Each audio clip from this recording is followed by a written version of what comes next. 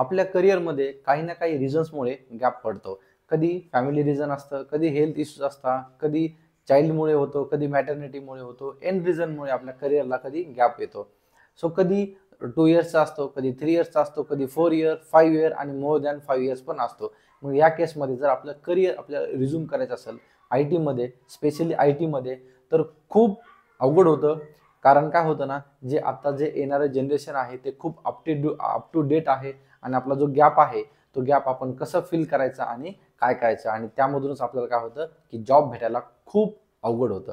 तर या गोष्टी आज आपण इन डिटेल करायच्या आहेत आणि मी तुम्हाला 3 स्टेप्स सांगणार आहे. त्या 3 स्टेप्स फॉलो करून तुम्हाला नक्कीच तुमचं करिअर आय टीमध्ये रिझ्यूम होईल आणि तुम्हाला मिनिमम 5 to 6 लाख रुपयेचं पॅकेज पण तुम्हाला भेटू शकेल. सो व्हिडिओ लास्टपर्यंत बघा, खूप इम्पॉर्टंट व्हिडिओ होणार आहे. आणि चॅनलवरती नवीन असाल तर चॅनलला सबस्क्राईब करायला विसरू नका.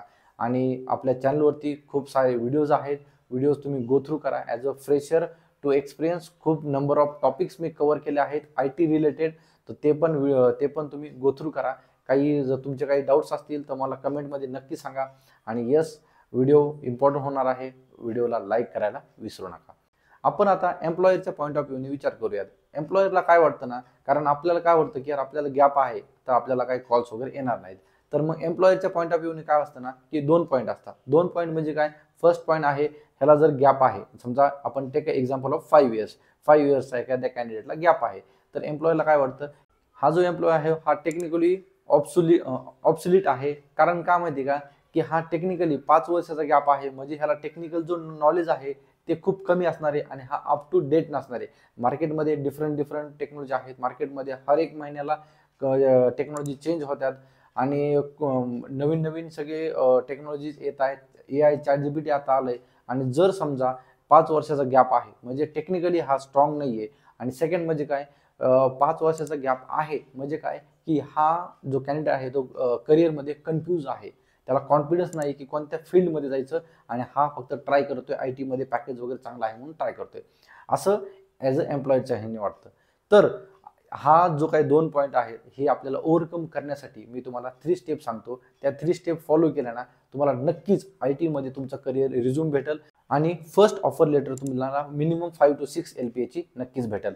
सो व्हिडिओला एंडपर्यंत बघा. आणि आतापर्यंत जर व्हिडिओ आवडला असेल तर लाईक करायला विसरू नका. जो तुमचा कॉन्फिडन्स आहे, जे की आपल्याला असं वाटतं की यार आपल्याला 5 इयर्सचा गॅप आहे, मग आता मी जर कंपनी जॉईन केली तर मी तेवढे इनपुट देईल का, मी मॅनेजर समोर काय बोलेल, मला जर एखादा टास्क दिला तर मी ते करू शकेल का. तुमचा जो कॉन्फिडन्स आहे तो कॉन्फिडन्स तुम्ही स्वतः लूज करताय. तुमचं जे प्रेझेंटेशन स्किल आहे, इंटरव्ह्यूमध्ये जे प्रेझेंट करायचे, जे डिलिव्हर करायचे, हे काय असतं ना सगळ्यात मेन आणि इम्पॉर्टंट आहे. जर तुमचा कॉन्फिडन्स जर तुम्ही स्वतः लूज केला तर तुम्हाला दुसरे कुणीच काही हेल्प करू शकत नाही. सगळ्यात इम्पॉर्टंट आहे तुमचा कॉन्फिडन्स. जर तुम्हाला तुमचं करिअर रिझ्यूम करायचं आहे तर तुम्हाला सगळ्यात मेन आहे की तुमची थॉट प्रोसेस, तुमचं माइंडसेट पॉझिटिव्ह ठेवूनच चालावं लागेल की आपल्याला नाही आता करायचंच आहे, आपल्याला करिअर आय टीमध्ये करायचं आहे ना. बॅकग्राऊंड जे पण असेल, तुमचं जे गॅप असेल तो काय असेल, पण पॉझिटिव्ह माइंडसेट तुम्ही जर ठेवला तर तुम्हाला कुणीच थांबवू शकत नाही. ओके. सो 3 स्टेप पैकी फर्स्ट स्टेप खूप इम्पॉर्टंट आहे, बिकमिंग स्किलफुल.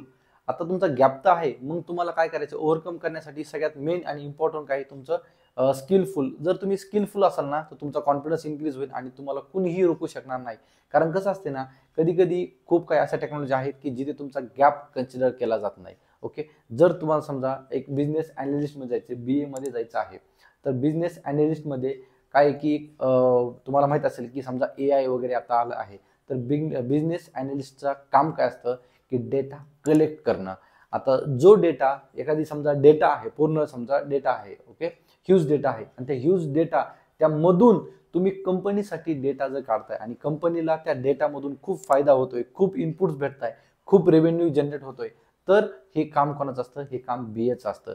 आणि BAला कसं आहे की तुम्हाला बॅकग्राऊंड वगैरे हे काहीही लागत नाही. सो ही एक प्रोफाईल आहे की तुम्हाला एक तुमचं करिअर आहे ते रिझ्यूम करायला नक्कीच हेल्प करू शकते. जर तुम्हाला BA करायचं असेल ना तर तुम्हाला ॲनालिटिकल माइंडसेट करावं लागेल. तुम्हाला एकदम असं त्या माइंडसेटमध्ये तुम्हाला जावं लागेल. आणि जर तुम्हाला करायचं असेल ना तर बॅकएंडला एक टूल आहे, पॉवर BI. जर हे पॉवर BI हे मायक्रोसॉफ्टच्या अंडर येतं ते, तर त्याचं सर्टिफिकेशन पण आहे, 2 ते 3 महिन्याचा कोर्स आहे. हा कोर्स जर तुम्ही केला तर खूप इम्पॉर्टंट होईल. म्हणजे काय होईल, एक तर तुम्हाला नॉलेज येईल आणि दुसरं म्हणजे काय, तुमच्याकडे सर्टिफिकेट असेल. आणि जर तुमच्याकडे सर्टिफिकेट असेल आणि तुमच्याकडे नॉलेज असेल, तुम्हाला कुणीही रोखू शकणार नाही. ह्याच्यासोबत तुम्हाला तुमचं जे काही बाकीच्या पण काही कोडिंग वगैरे जर इंटरेस्ट असेल तर ते जर तुम्ही केलं डिमांडिंग, आणि सगळ्यात मेन म्हणजे काय, सध्या पॉवर बी आय खूप डिमांडमध्ये आहे. मार्केटमध्ये सगळ्यात नंबर 1 ला असेल तर पॉवर बी आय आहे. तर हे जर तुम्ही केलं ना, तर तुम्हाला डेटा सायन्स, डेटा अनालिस्ट असे जर प्रोफाईल घेऊन तुम्हाला आय टीमध्ये एंट्री करायला कुणीच रोखणार नाही. आणि सगळ्यात इम्पॉर्टंट काय, की जर तुमचा गॅप आहे तो तुम्हाला कुठे मेन्शन नाही करायचा आहे. तर त्यामुळे काय होईल ना, तर तुम्हाला स्टार्टिंगला किमान कॉल तरी येतील. कॉल आल्यानंतर तुम्ही जस्टिफाय करू शकता की तुमचा गॅप कशामुळे आहे, काय नाही. आता काय झालं, फर्स्ट पॉईंट काय झाला, की तुम्हाला कुठलं तरी तुमच्याकडे एक टेक्निकल स्किल आलं. बट टेक्निकल स्किल आलं म्हणजे तुम्हाला जॉब भेटेल का? नाही. मग सेकंड काय आहे, तुम्हाला प्लॅटफॉर्म, कोणत्या प्लॅटफॉर्म, तर सेकंड आहे तुमचं लिंक्डइन वरती तुमची प्रोफाईल क्रिएट करायची आहे.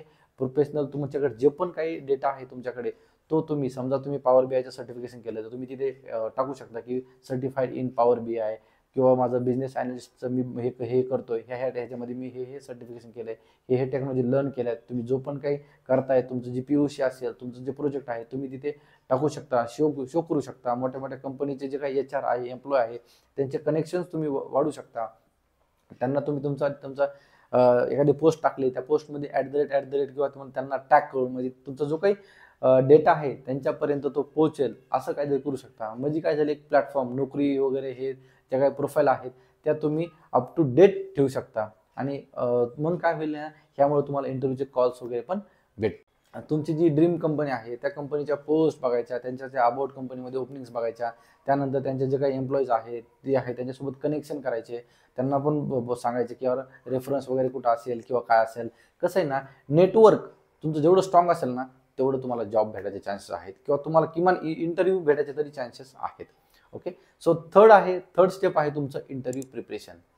तुमच्याकडे स्किल सेट आलं, तुमच्याकडे एक नेटवर्क आलं, पण इंटरव्ह्यू प्रिपरेशनचं काय? तर इंटरव्ह्यू प्रिपरेशनमध्ये सगळ्यात मेन इम्पॉर्टंट आहे तुमचा कॉन्फिडन्स. तुमच्याकडे हे सगळं आल्यानंतर तुमचा कॉन्फिडन्स येईल. तुम्ही प्रेझेंट कसं करता, डिलिव्हर कसं करता इंटरव्ह्यूमध्ये, ते सगळ्यात इम्पॉर्टंट आहे. कसं असतं ना, की 2 पार्ट असतात. आपण एक तर वेल स्किल असतो आणि आपल्याला कधी एक्सप्लेन नाही करता येत. तर मग काय आहे ना, की तुम्हाला जर काही एक्सप्लेन करता येतच नाहीये, तुमच्याकडे खूप सारा डेटा आहे, तुमच्याकडे नॉलेज आहे आणि तुम्हाला तो शेअरच करता येत नाही, तर त्या नॉलेजचं काही महत्व आहे. सो नॉलेज शेअरिंग आलं पाहिजे तुम्हाला. जो तुमच्याकडे 100% नॉलेज आहे, तुम्हाला किमान 60-70% तरी तुम्हाला शेअर करता आलं पाहिजे की माझ्याकडे हे नॉलेज आहे.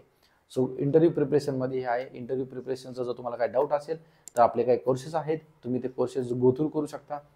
आपण आता आणि खूप सारा रिस्पॉन्स पण येतोय इंटरव्ह्यू प्रिपरेशनसाठी. सगळ्यात जास्त प्रिफरन्स आहे तर मॉक इंटरव्ह्यूसाठी आणि इंटरव्ह्यू प्रिपरेशनसाठी. ओके. सो जे काय डिस्क्रिप्शनमध्ये मी लिंक देतो, गो थ्रू करा आणि मला गो थ्रू करा आणि तिथेच अप्लाय वगैरे पण तिथे तुम्ही करू शकता. देन इंटरव्ह्यू प्रिपरेशनसाठी तुम्हाला तुमचा एक रिझ्युमे, एकदम स्टँडर्ड रिझ्युमे करायचा आहे. रिझ्युमेमध्ये काय करायचे, जे काय तुमचा गॅप आहे, ज्या डेट्स आहेत त्या तुम्हाला मेन्शन करायच्या नाहीत. तुमचा गॅप आहे आणि तुम्ही तो गॅप काय करताय, डेट वगैरे टाकून तुम्ही तुमच्या रिझ्युमेवरती, की समज एम्प्लॉयरला, HR तुम्ही ते हायलाईट करून देताय की मला गॅप आहे. सो तुम्हाला तो हायलाईट नाही करायचा. किमान तुम्हाला इंटरव्ह्यूचे कॉल आले पाहिजे.